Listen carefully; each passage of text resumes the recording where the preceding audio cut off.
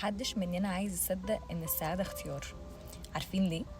علشان لو السعادة اختيار ده معناها ان الشخص هو المسؤول عن ان هو يبقى سعيد او تعيس، واحنا كبني ادمين بنحبش ناخد responsibilities علينا اكتر او نتحمل مسؤولية حاجة فوق الحاجات اللي هي عندنا اوريدي. وده لنفس السبب ان في ناس بتحس بالشفقة على نفسها علشان زي ما بيقولوا كده ايه، يدي نفسهم excuses علشان ما ياخدوش اكشن في حياتهم، او ياخدوا اكشن ان هم محتاجين يبداوا بقى يرجعوا تاني لحياتهم الطبيعيه، يضطروا يتصرفوا، يضطروا ان هم ما يعيطوش للدنيا ويفضلوا يكمبلين عن كل حاجه بتحصل لهم وان مش هم السبب وان كل الحياه دي ضدهم وكل الكلام ده، وعلى امل ان لما بيشتكوا او يحكوا ان حد يجي كده وياخدهم يغير لهم حياتهم او هو اللي يعمل التغيير ده ليهم هم.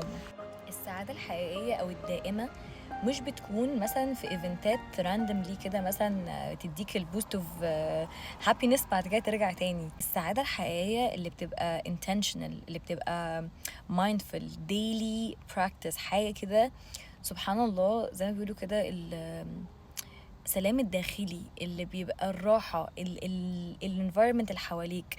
and it begins with choosing to commit to it، حاجات انت عايزها وحاجات انت اللي لازم تاخد النية فيها. كل واحد فينا عنده كده زي ما بيقولوا بيس لاين او عنده يعني happiness tolerance بنرجع له. يعني مثلا let's say ان انا كنت في حياتي مرتاحة ومبسوطة عادي، فلو حصل ايفنت مثلا مبسوطة قوي قوي قوي يعني عن الطبيعي، هرجع تاني ايه بعد ما اخلص مثلا بعديها بيوم يومين هرجع تاني للليفل اللي انا كنت فيه. نفس الشيء برضو لو في حاجة حصلت في حياتك وحشة، خلاص بعد الفترة دي او بعد الحاجة دي لما تعدي السيركمستانس او السيتويشن لما تعدي هترجع تاني برضو للبيس لاين بتاعك.